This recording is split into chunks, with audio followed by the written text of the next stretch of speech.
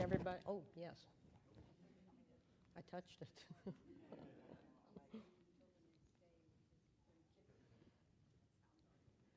Well, I wanted to welcome everybody for coming here this afternoon. I really appreciate it. I do want to take a quick second, and I know I introduced to a couple people, Pastor Bill and Nina Lavely, who were our tour hosts to our trip to Israel this past December. You guys can, there you go, kind of wave and do like the Queen's wave. Yeah, there you go.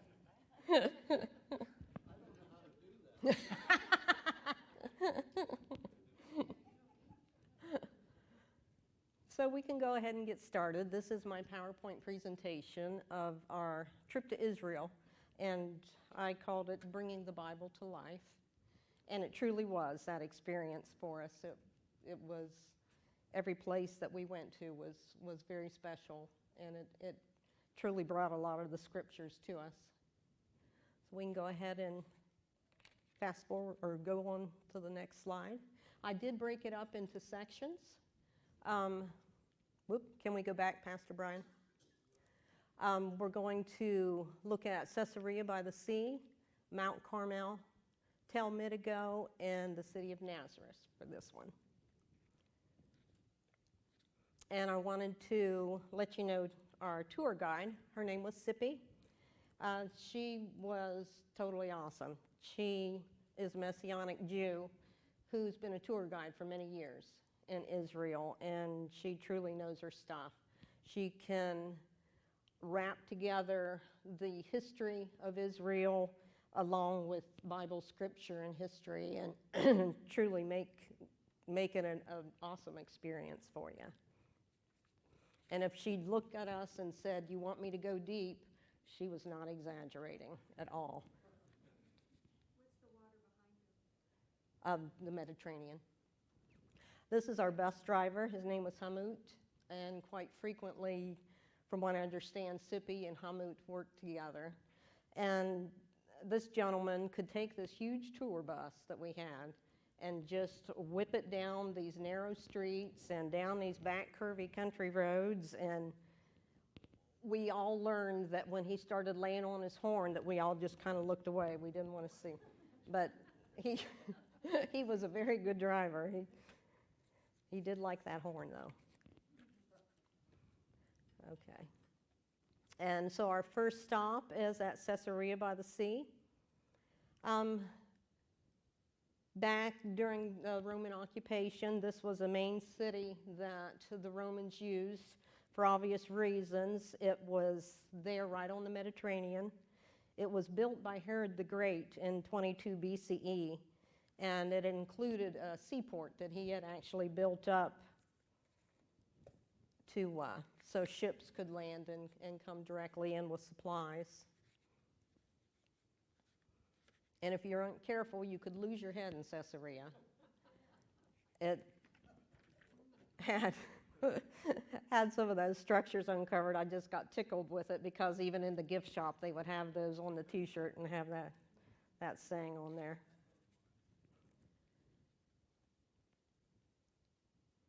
Okay. What did those represent? I'm assuming they were like Greek Roman statues. Oh, at one time they were a statue with a head. Oh yeah, I'm sure. Okay. Yeah. Okay, Pastor. And here's an example of a hippodrome that they had there. They would do horse and chariot races. If you think back to the movie Ben-Hur, this was the type of setup that they would do. There's a couple slides of this. The next one is looking at it from a different angle. There you can see the seating in the background there for the people who would watch it. Now this actually, Paul was imprisoned for 2 years, as we know, in Caesarea. And this was actually, you could tell by the old structure that was around at the very base there, that was where he spent 2 years before he was sent on to Rome. You can read that in Acts chapter 23, verses 23 through 30. Here's the amphitheater. Obviously, they updated that. I believe, I remember Sippy saying that they would hold special events there and things now. but it existed and it was there during the day that Paul, the time that he had spent there. So we kind of were asking ourselves, was he standing there and defending himself to Festus? You know, was this where he said, I appeal to Caesar?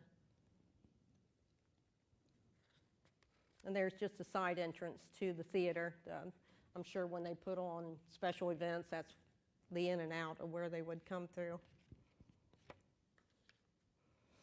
There's just some excavated tops to columns that was around the city that they uncovered. And there is some of the remains of the seaport that was made by King Herod that you could still see as you looked out onto the Mediterranean.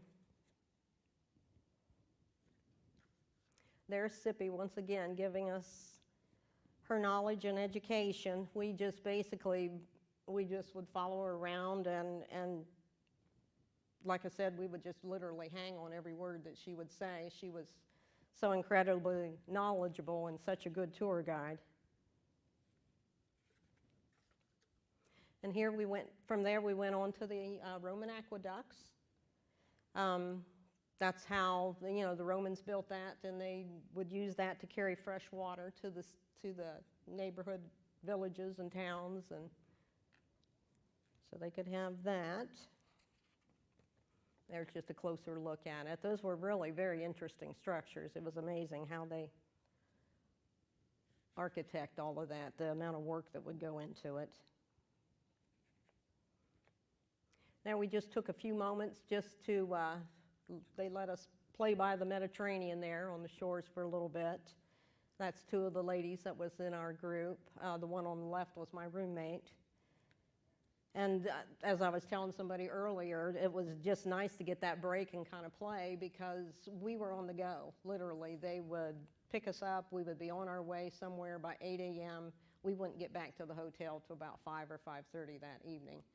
Walking about 3 to 5 miles a day, going uphill both ways, it seemed like, but it wasn't. This is the Carmelite monastery that we went to next. We went up to Mount Carmel. And something that I never really realized before was that Mount Carmel is actually a range of mountains. I always, in my mind, pictured it as a single mountain, but it's a range of mountains there in western Israel. And that's just a monastery that we went to and visited. And inside the sanctuary area, they had a lot of it roped off. I guess they didn't want people just meandering around in the monastery. And I just took a picture of that. I just liked the way the sun was behind the monastery itself, and it just kind of gave that shadowy top to the monastery and the cross. I just liked the way that looked. And in the very front of the monastery, there's a statue they have of Elijah. And this is Elijah with his victory over the prophets of Baal. Yeah, in the 1 Kings. I believe it was chapter 18, if I'm not mistaken. There's a different view of it, that's full view of that. And there's just another, it had a little garden area off to the side there. I've taken several pictures of just flowered areas. I just enjoyed the fact that I was somewhere in December where it still had blooming flowers, so I would snap photos of that. And here up on top of Mount Carmel, we're looking down now on the Valley of Jezreel, or the Plains of Midigo, is how we know that. And there's another view of it. And another thing, in my mind, I always envisioned the Plains of Midigo as pretty much as a flat, uninhabited area. But there's agriculture there, there was road and highway systems there was houses, and it was pretty busy. You could tell in the background of this picture, they even have their Air Force Base located there, which makes sense. It's from Mount Carmel, we went on to Tel Midigo. And at Talmidego National Park, what I learned there was a tell means several layers of civilization stacked one on top of the other. And this occurs over either hundreds or thousands of years. And it ends up building like an earthen mound there. And here we are, they're going into the city gate. And from there, we learned that they uncovered like 20 different layers of civilization that was at that place. I thought that was really interesting.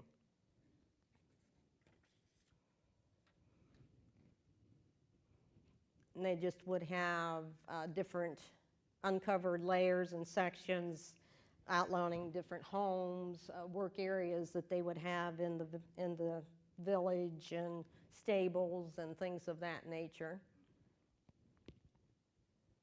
This here is a Canaanite ritual mound that they had uncovered in one of the layers.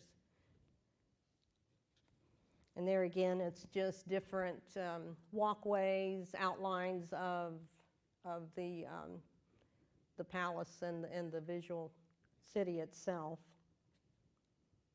And I just took a picture of this because I just was amazed at, from going from the top to the bottom, you can almost see different layers going through there. Gave me a whole new respect for archaeologists. I couldn't imagine actually digging through and doing something like that for a living. Can anybody tell me what this is? Yeah, 9. It's a manger. It's a manger. That is what actually the manger looked like for the animal stalls to feed and water them. And that's what Jesus was laying in when he was a baby. Talmidego actually had a underground water system that they had dug. And this dates actually back to the 9th century BCE, when King Ahab was ruler over the northern kingdom. The shaft itself was dug down 25 meters deep. That's about 82 feet. And from there, they tunneled over to a freshwater spring that was outside the city walls. And it was like about 70 meters that they connected onto that spring. So that way they could get fresh water without ever having to go to the well outside the city. So we decided to climb down there. And we climbed. Well, actually, we walked down. We walked down, we climbed back up. And it was pretty interesting going down there and seeing that. This is the modern-day city of Nazareth. We got a couple of views of that. And I thought that was kind of neat, the way they would have their houses, and then they would have a street and a street up above it, and then houses sitting there and another street up above that. And I made some new friends when I was there in Nazareth. No. This is the Church of the Annunciation in Nazareth. It's said that this was built on top of Mother Mary's childhood home, and this is where the angel Gabriel appeared to her, telling her that she was going to carry the Christ child. Inside the sanctuary there at the church, all these churches over there in Israel, they were just phenomenal, the way they were set up and just the extraordinary beauty to all of them. And there's some wall paintings there. They had mosaics and paintings on the walls.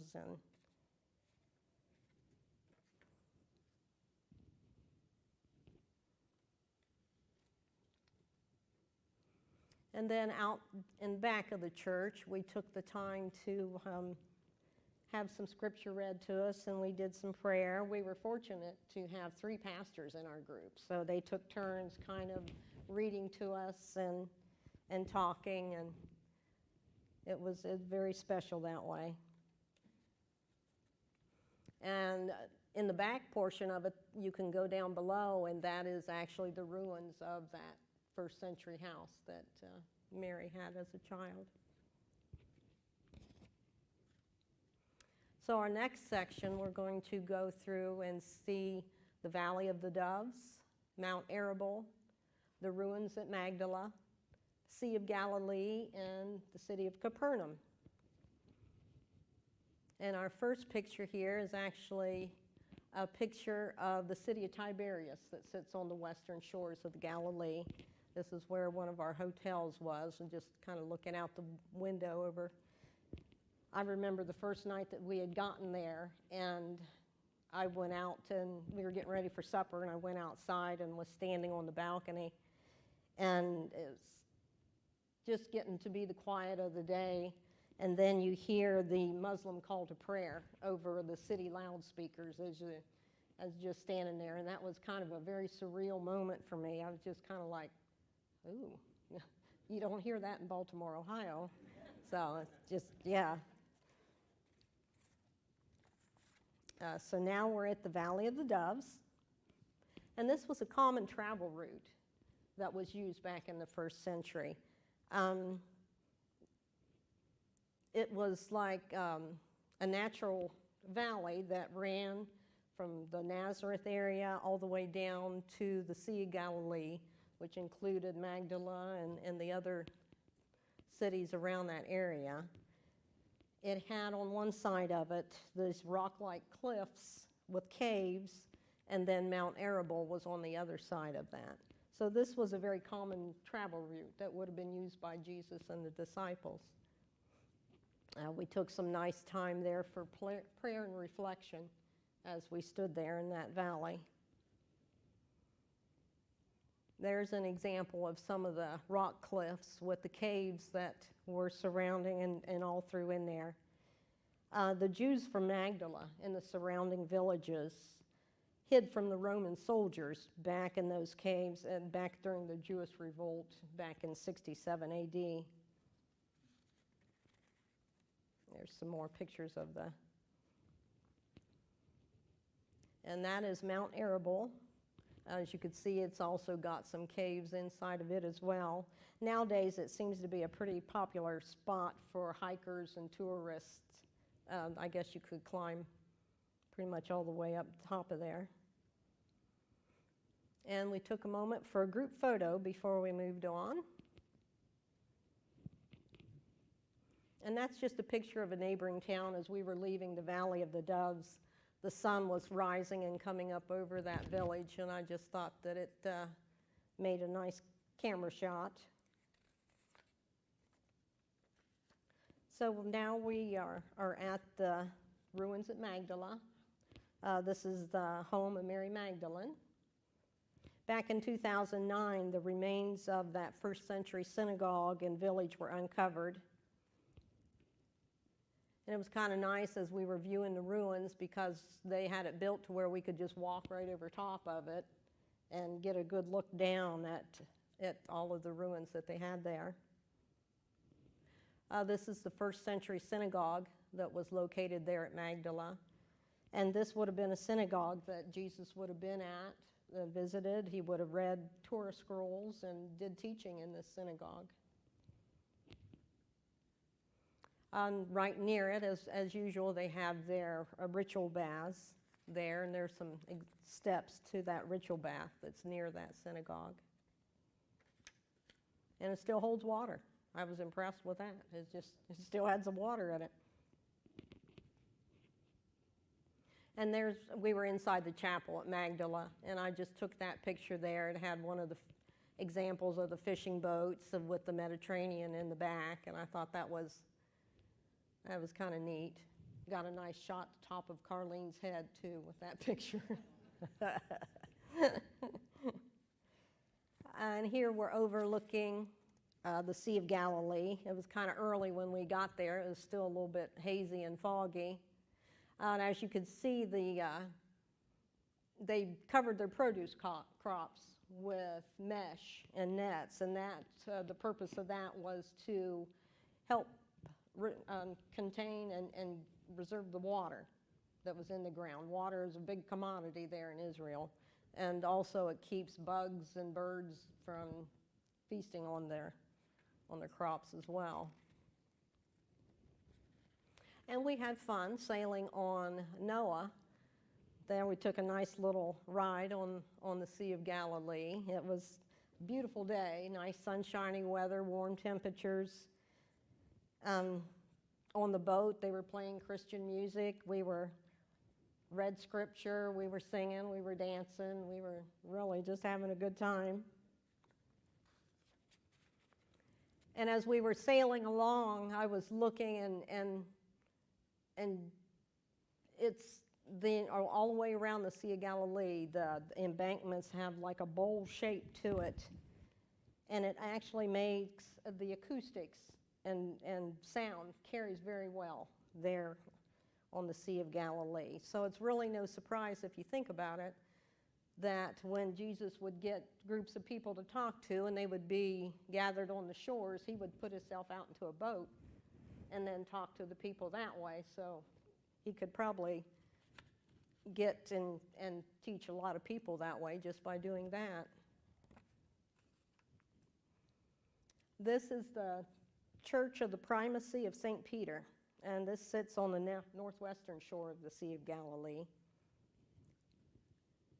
There's kind of like right there, you can walk on the beach area and take some pictures.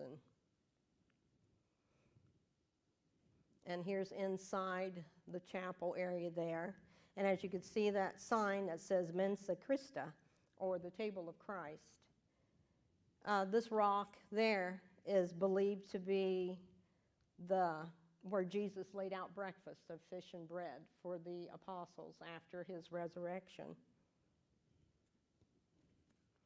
And I had to take a picture of this on the shores. It was this shadowy statue of Jesus and Peter.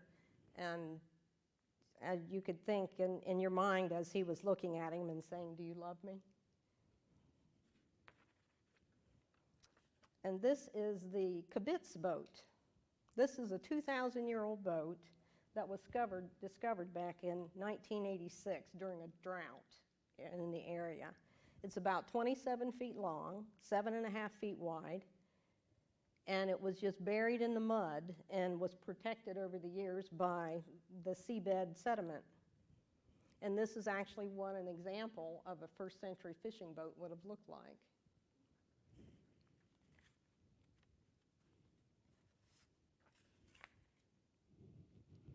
The city and the town of Capernaum. This is the center of Jesus' ministry. And I love this statue that was sitting outside. And it had basically a plaque underneath of it that, just with me paraphrasing, it said, "You never know when you might meet Jesus." And take a look at the feet where they even made the wound imprints on the feet. And here's an example in Capernaum of an olive press. This is how they would go about making olive oil. I don't know who would run that disc around, but I tell you, hopefully they had something or more than one guy doing it or something. It looks pretty hefty. This is the White Synagogue that's in Capernaum. This is a 4th century synagogue, and it's built on top of the 1st century synagogue, which is what they call the Synagogue of Jesus. And as you can see at the bottom where the dark stone is, that's actually the remains of that 1st century synagogue. And again, it would have been a synagogue that Jesus would have been reading from the Torah scrolls and doing teaching there. And this is the remains of Simon Peter's home. That's right there in Capernaum. There's a couple shots of that. Yep.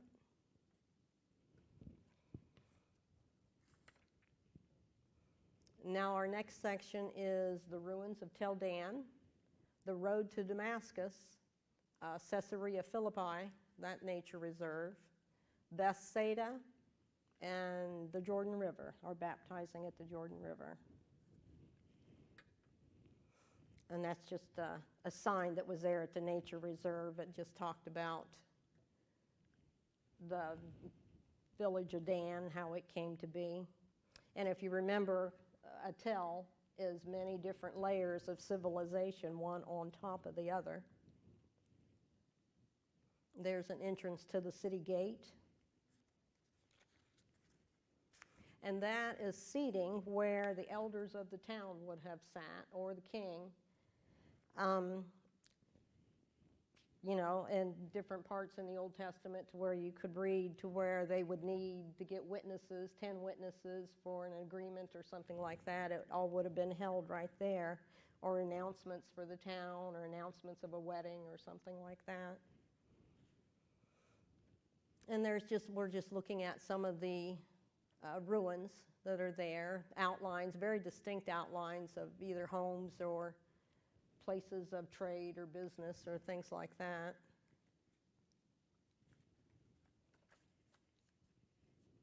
There's a well that they uncovered that's just right outside the village limits there, where they would go and draw their water. And this is Abraham's Gate. This is also there at Tel Dan. This is 4,000 years old, made out of mud brick, and it was made during the Bronze Age. It's said that this is the gate, and this is the place that Abraham and his men came to rescue nephew Lot. You'll find that in Genesis chapter 14, verses 14 through 16.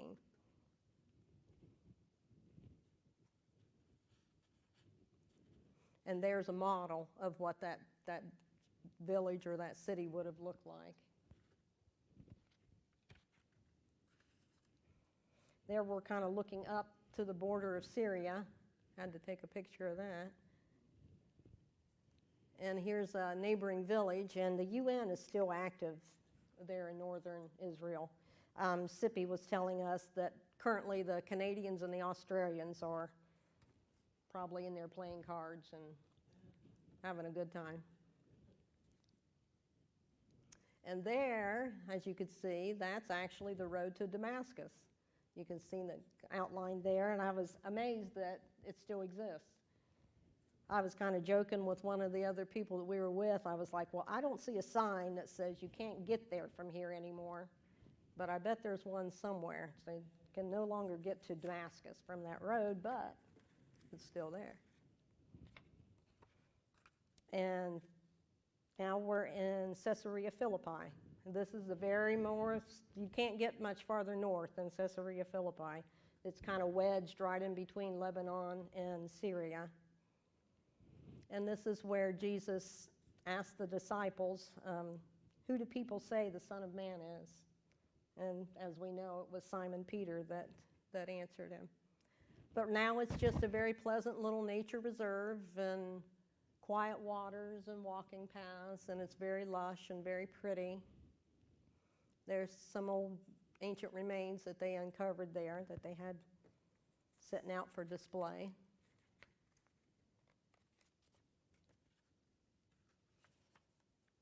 They did have pagan rituals there, obviously, probably one of the reasons why Jesus visited the place. It was to teach and talk to the people. But Sippy had even taken us up that there was even a goat cemetery located there. I'm assuming with their pagan rituals, they would, after they slaughtered the goat, they would at least bury it. From there, we went on to Bethsaida. And this is our group walking up the path to get to the ruins there.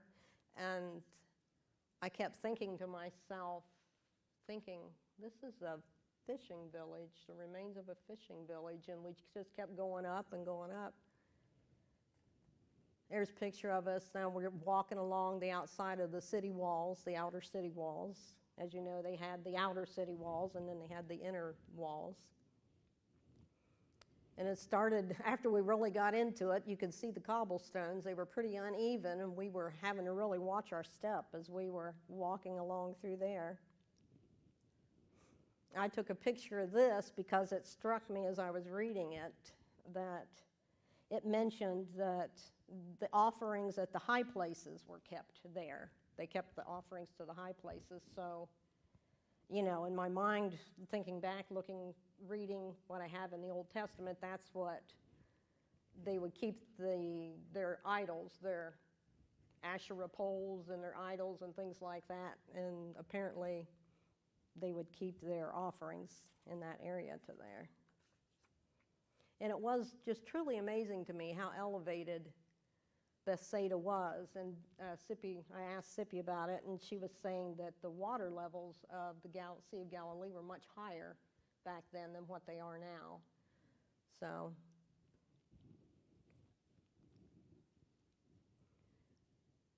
we're coming towards the end of that. It was pretty interesting. I had to take a picture of this as we were getting ready right before we left. I happened to look over and I saw this, and it was just a stark reminder of just not even that long ago in history that it was pretty much that whole area in the northern part was a war zone. It was, I guess the Syrians, they kind of hung out at Bethsaida and kept it as a military post. And from here we go on down to Yardent on the Jordan, where they do baptisms there, and we had an incredible time there. Our group going through, showing me, they're getting ready to do a remembrance of my baptism. I remember going down the steps, and as you could see Pastor Dave on the right, it was kind of chuckling. They literally had to support me. I'm so short. As I stepped down, I almost baptized myself by accident. And they had to really kind of help and keep me supported up. But it was just truly an awesome experience. And like I said, the water was just incredibly cold, but as soon as you got out of it, you were immediately warm. It was an amazing thing.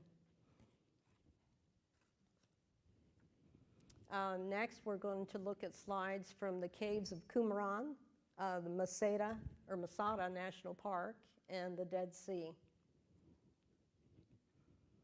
Here's some of the caves, outlines. I'm sure everybody's seen them on historical shows and things like that. It was very interesting to be there. You're obviously in the desert area, and there were 12 caves, I found out, that held the scrolls, the Dead Sea Scrolls. And everybody knows the story. It was by a little shepherd boy back in 1947 that was looking for his lost sheep and accidentally came across the scrolls. But what I found interesting is that the local archaeologists didn't start really excavating these caves until 2 years later in 1949. There's a picture of Cave 4, and one of the Dead Sea Scrolls was actually located in that one. And there's still 20 caves that they haven't even excavated yet in that area. And there's some more ruins and things like that there. And as you guys remember, there was a group of Jews called the Essenes that lived in the area. And they lived there from about 134 BC to 70 AD, and they're the ones that were credited to having written the Dead Sea Scrolls. And there's some burial sites there. Then we go on to Masada National Park, and I was truly in awe of this place. It was amazing. This was the mountain fortress that was built by King Herod, and it later became the stronghold of the Jewish rebellion against the Romans that ended pretty tragically for the Jews back in 73 AD. And that's a model there of what Masada Fortress would have looked like back in its heyday. It sits about 1,476 feet above the level of the Dead Sea, which is pretty nearby. And there's, as you could see at the bottom, that's called the Snake Path. That was the only accessible path that you could get up to Masada from there. And they gave you the option, if you wanted to still walk the Snake Path, you could. But our group decided to take a different route, a much easier route.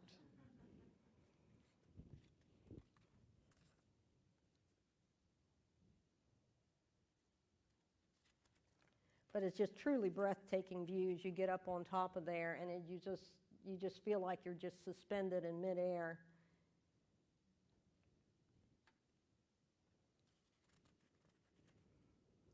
There's some pictures of possibly like guard posts that are along the sides there to where you could look out or the guards could look out and see anybody coming that they don't want to see.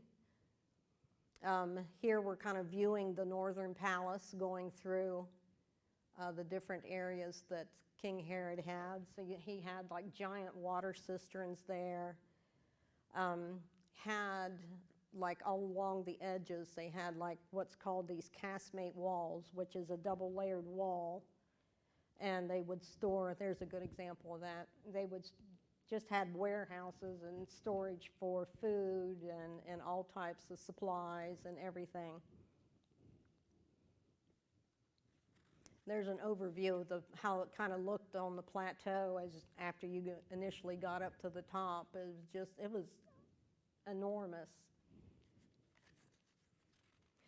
I took a picture of this simply because I was intrigued by the black line that ran through, and you saw it periodically through different parts of it. And I asked Sippy about it, and apparently in the past, she didn't say how long before, earthquakes had shook those stones loose and had fallen off, so they kind of marked those and rebuilt the stones on there. And I remembered thinking to myself, man, that'd be like one of the last places I'd want to be with an earthquake hitting, clear up on top like that. Be pretty unnerving. Here's what they called the breaching point. This is where the Romans, during that siege and the Jewish rebellion, it's where the Romans had finally broken through the upper walls there. And they didn't bother to rebuild it or anything like that, but they just kind of left it at the iron bars and talked about the breach that was done there. And what was so interesting was the Jews. There was 960 Jews that they preferred death to slavery or execution by the Roman soldiers. There was 10 lots that they drew, and each man that drew a lot had a group of people or family that they killed until it just got down to the last 10, and the guy who had the dark lot had to kill the other 9 and then fell on the sword itself. And the next slide shows those lots. There it is, especially with the one dark one. Had their names on them. And then we go from the highest place all the way down to the lowest place. We go to Cala Beach there, about a half a mile from Jerusalem, there at the Dead Sea. And it was a fun place there. Pretty crowded. There was a lot of people there. I mean, swimming around. It's December, so, And my first thoughts after we got there, and I was kind of standing there watching people, it was like, I could be at Buckeye Lake. What's so special about all this? And then you stand there, you watch them for a while, and then you see what's so special. It got to be pretty comical. As you can see, there's a couple of green people there in the foreground. They would take the mud from the bottom, and they would put that mud, mineral-rich mud, all over themselves. And it's supposed to be good for your skin. They had a lot of rules there. They were telling people that when you go into the water, you can't splash. You taking the risk of splashing that salt water into somebody else's face or get it in their eyes. If you floated, you could only float on your back. You could not float on your stomach because your buoyancy, you have a hard time moving and you could drown. And you couldn't stay in there any longer than 15, 20 minutes or you start becoming dehydrated. So, yeah. So there I got tickled at that. That was one of the gentlemen that was with us. And you could tell he was trying to stand back up and they were having a hard time. His wife had to come to his rescue to bring his legs down, because once you're floating, your legs don't want to go down to stand back upright again. So I had a good laugh at everybody. No. And then as we were leaving, Pastor Bill decided to get a pet. And the only problem was Hamut wouldn't let him take the pet on the bus, so he had to leave it there. So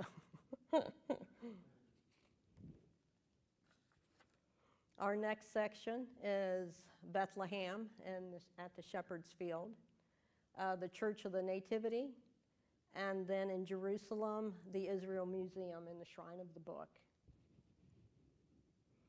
And so here we are at the Shepherd's Field outside of Bethlehem. This church is called the Greek Orthodox Shepherd's Field Church, and it was actually modified by Helena, Constantine's mother, and this was back in 325 AD. And it actually served the Orthodox community from the 4th century clear up to 1955. I thought that was very impressive. There's inside the cave church. And here we're overlooking the Shepherd's Field from the city of Bethlehem, or to the city of Bethlehem. And then we get to the Church of the Nativity, and I was not aware, but the Church of the Nativity is ran by 3 religious groups. The first one is the Roman Catholics. The second one is the Armenian Apostolic Church, and the third is the Greek Orthodox Church. Now, as you go into the doorway to tour this church, the doorway is extremely small, and you literally had to stoop down and bend over, and they would kind of help you in. They said the reasoning for that was a way for you to humble yourself before God as you entered into this church.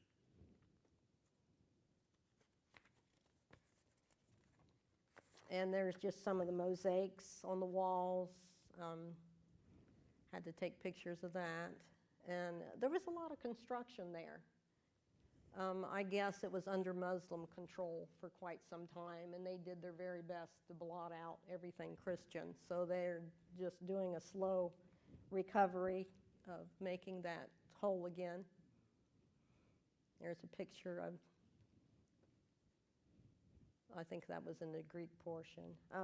This is the star that as you come through the church, they kind of start herding you into the lower levels, and you come up. I'm sorry it's a little bit fuzzy, but as you come up onto that area where the star is, they only let you approach it, and it's kind of like a enshrined area, 2 by 2. So it was kind of like, okay, there you go, 2 people, now move.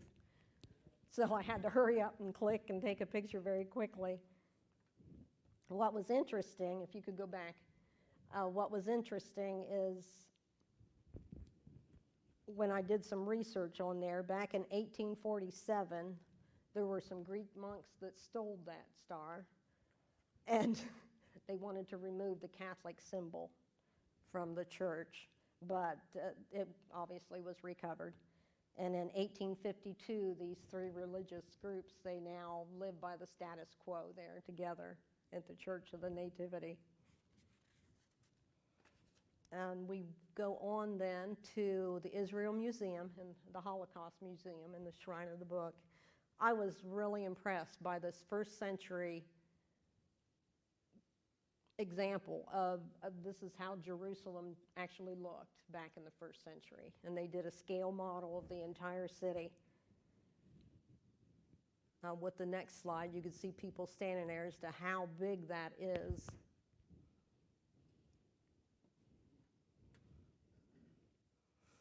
Here we go inside where the Shrine of the Book, where the Dead Sea Scrolls are kept. I got this picture, well, I got it from Pastor Bill actually, but it's called the Thanksgiving Scroll, and it's hymns and praises to God, and it is talking about the nature of the flesh of man and who can be justified only by God's grace. I thought that was pretty awesome. Here's an example of some of the jars of clay and where these scrolls were kept. We also did visit and tour the Holocaust Museum while we were there. We were not allowed to take pictures inside. but it was very intense, very emotional. There was a couple people out of our group that just wasn't able to even go through it. And our next group of slides is the Mount of Olives, the city of Jerusalem, the old city, the Garden of Gethsemane, and the Western Wall. So we get there at the top of Mount Olives bright and early in the morning, and it was a beautiful day. The sun was coming up, and we were the first bus there. It was awesome. We had the whole place to ourselves. And took the opportunity. They did a group photo of us all. And so there's an overview from the top of Mount Olives of how the city of Jerusalem looks today. There's a nice picture of the Eastern Gate. And the Eastern Gate, as we know, was closed by the Ottoman Empire back in 1541. They actually thought that would prevent the Messiah from getting through the gate to the temple. There's it's amazing to me how the old wall structures were still there, and to take a look at that and then look in the background at the skyscrapers and the new city of Jerusalem that's being, well, the man-made city of Jerusalem that's being shown in the background. And we're kind of looking down still from the Mount of Olives and looking down towards the Kidron Valley there. And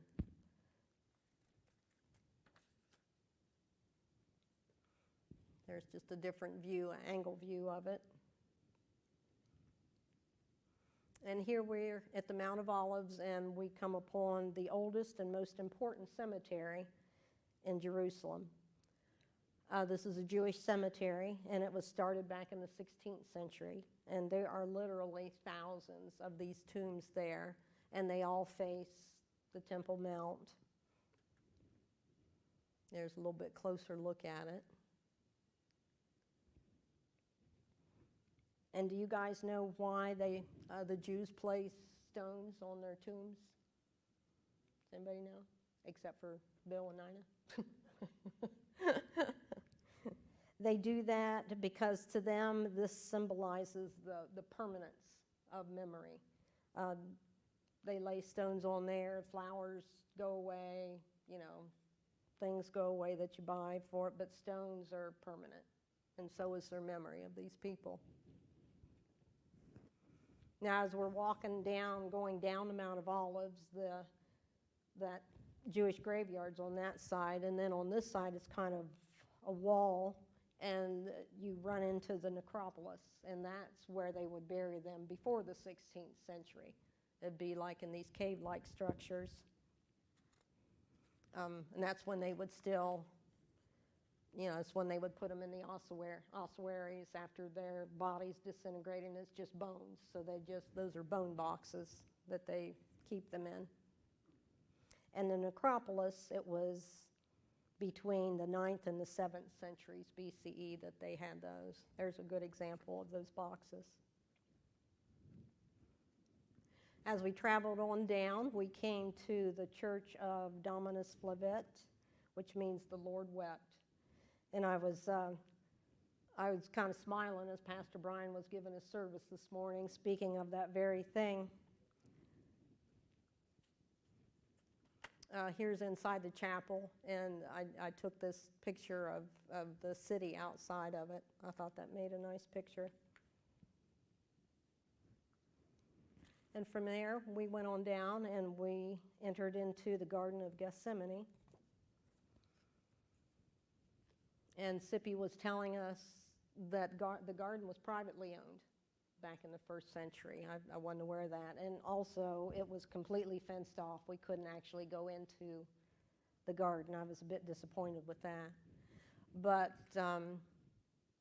they found excavated a wine press there, so they knew that was privately owned, probably a wealthy landowner who was probably also a follower of Jesus, because Jesus and his disciples frequently were at the Garden of Gethsemane. Now, I was talking about the olive trees while we were there, and I wasn't aware of this either, but an olive tree's lifespan's about 500 years. And some of them, they've recorded, have lived up to 3,000 years old. And there's a picture of the oldest olive tree there in that garden. So it makes you wonder if that tree was actually witness to the night that Jesus was arrested before his crucifixion. From there, we went on down to the Church of All Nations, another extraordinarily beautiful church that sits right outside the garden. There's a picture of inside the sanctuary. And then we ended up, after that, going to the Western Wall.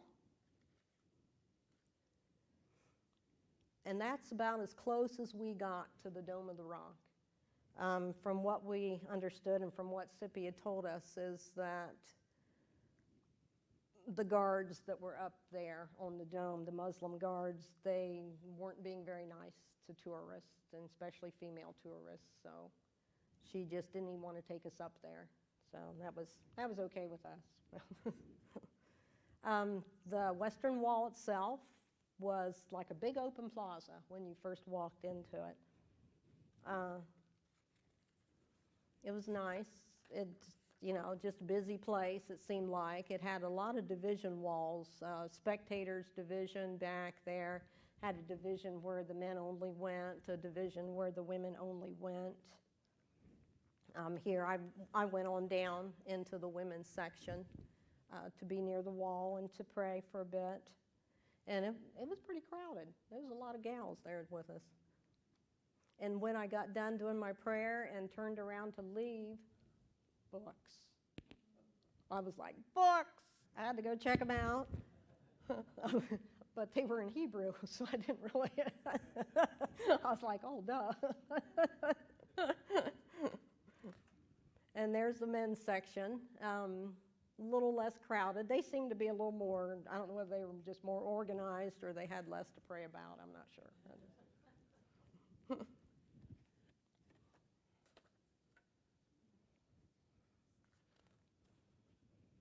And then just the opposing of the wall there, they had like this Jewish educational center.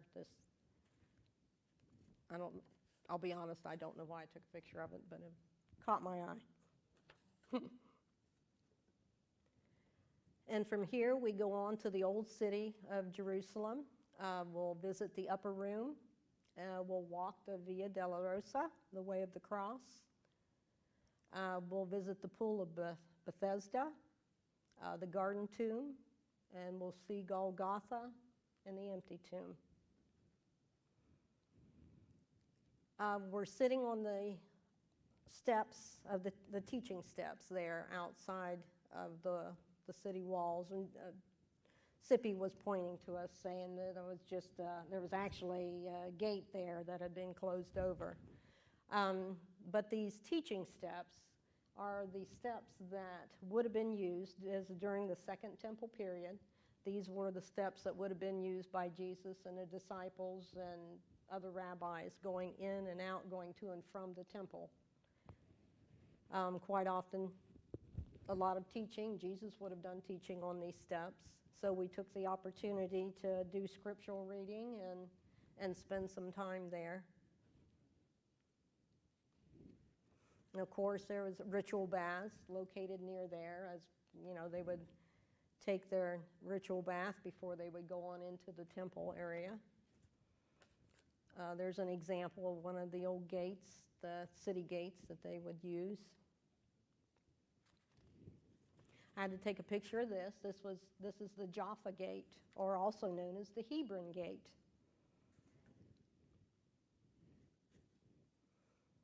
There's an example of after you get in past the gate, and there's the interior walls, and you could see that they've got like a walking area where they could stand guard and things like that.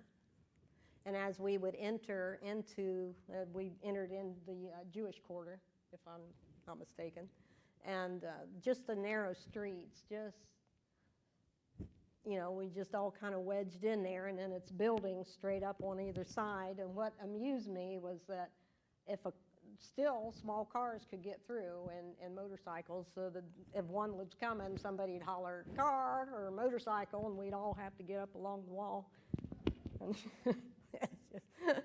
And just how it's set up there, there's an example of the streets, and there's somebody's doorway. I couldn't imagine the way our homes are set up here in the States, as a comparison to somebody just walking past that's just right there at your doorstep. I took a picture of this because I was initially interested. Okay, it's a synagogue, and it was opened up again after the 6-Day War. And as I was loading the pictures on there, I was like, well, stop, wait, is that crosses I see in that right-hand window? Had to take a good look. At first, I thought it was crosses, but actually it looks like bookshelves. But had me going there for a second. I was like, oh, wait a minute. I spotted something here.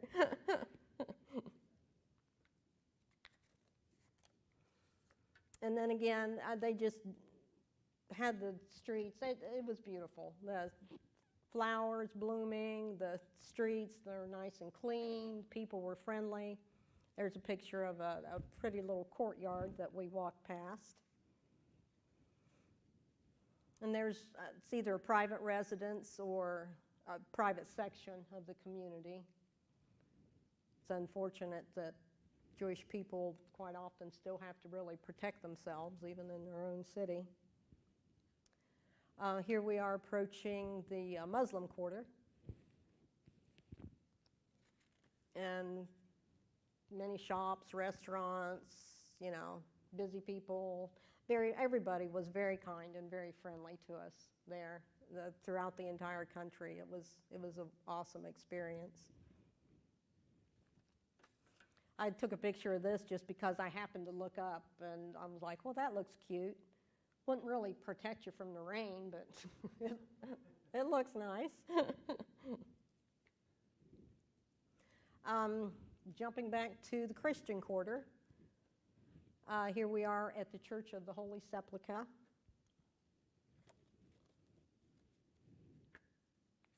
And that's the doorway to the church. You didn't have to stoop to get into that one.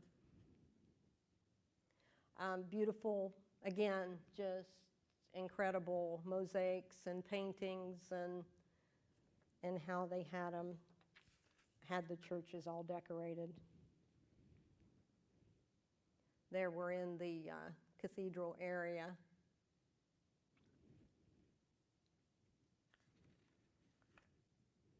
And I'm thinking that section, if I'm not mistaken, is Greek Orthodox.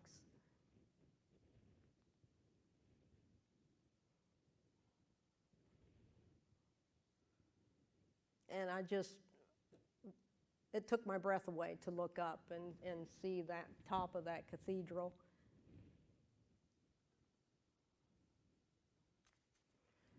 As we would pass through the different sections of the church and we would go through these hallways, it was almost like you were being traveled back in time. It was just almost medieval periods that we were walking around through. And the only reason I took the outside, this is the outside of that cathedral. Remember the cathedral with the big, beautiful picture of Jesus and all around? This is the outside of it. I was like, okay. And from there, as we left the church, we stepped out into the courtyard area. It was a nice, sunny courtyard. Cat, had to take a picture. From there, we went on to the upper room, and the gentleman that was in our group, his name was Ron. He had this incredible baritone voice. It's so beautiful. Wherever we went, whatever church, we'd make Ron sing. He just had a beautiful voice. This lady was already there. She was playing the guitar, so he just kind of joined in with her, and we all really enjoyed listening to them. So, sorry jumping around. And now we're back to the Muslim section because the Via Dolorosa actually starts in the Muslim section. And those boxes, I just thought those were interesting. Those were like their window boxes. Going through the streets, and we're starting our walk. There's station 1. This is where Jesus was condemned to death. And then we're walking to the next station. Station 2, this is where Jesus was flogged and made to carry his own cross. And there is station 4. This is where Jesus meets up with his mother as he's going through the streets.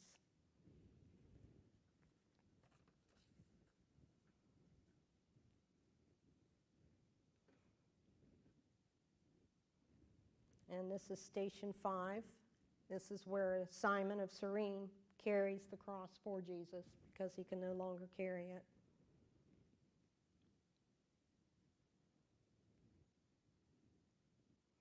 And then we jump to station 7, and Jesus here falls for the second time. As you know, he falls a total of 3 times. Station 9, and this is where he falls for the 3rd time. And you probably know that there's a total of 14 stations in the Via Dolorosa. 1 starting as Jesus is condemned to death, and then the 14th station is his burial at the tomb outside the city. Here we get to the Pool of Bethesda. I just had that plaque sitting there. And quite often I'd take pictures of plaques or signs and just to keep things straight in my mind. And there, as we're looking down upon the pool, as you remember, there was like a natural spring, hot spring or such, that the people believed that when they would see the bubbling of the water, that they would think that an angel was stirring the waters. And first one in gets healed. This is where Jesus healed the paralyzed man, told him to pick up his mat and walk.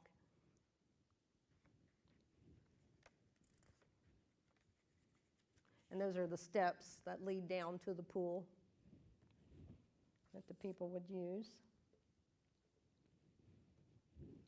Then we get to the garden tomb.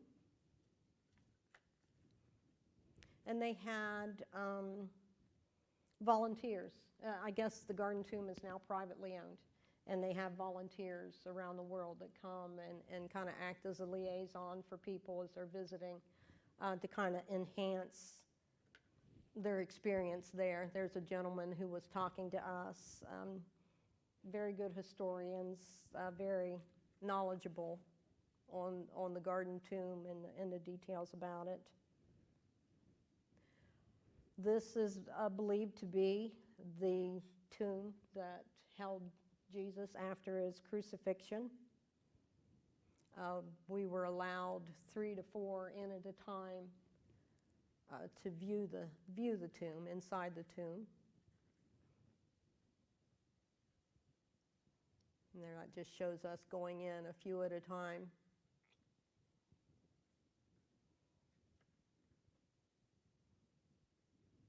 And there, this is how the tomb itself is laid out. You have the entrance to the outer room, which is where you would walk in at. And it locates and shows you, as you can read, the resting place where Jesus was laid. And what actually kind of surprised me is that it had a window.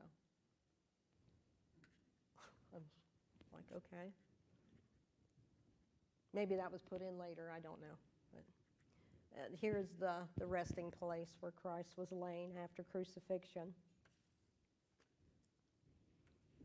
And here is Pastor Bill doing what he does best, and that's preaching the gospel.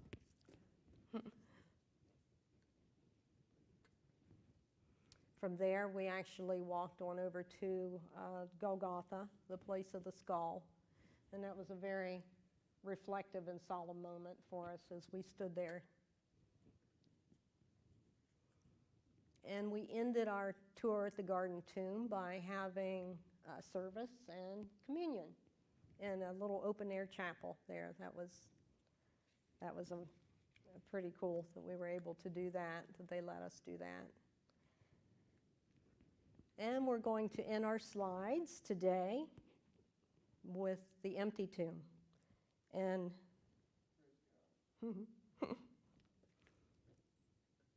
we saw this at a different place. It's another story, but I just had to include this as the last one because it represents the hope that we have.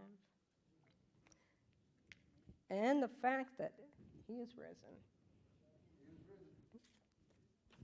And that's it, guys. Thank you so much. Thank you for your time. Thank you.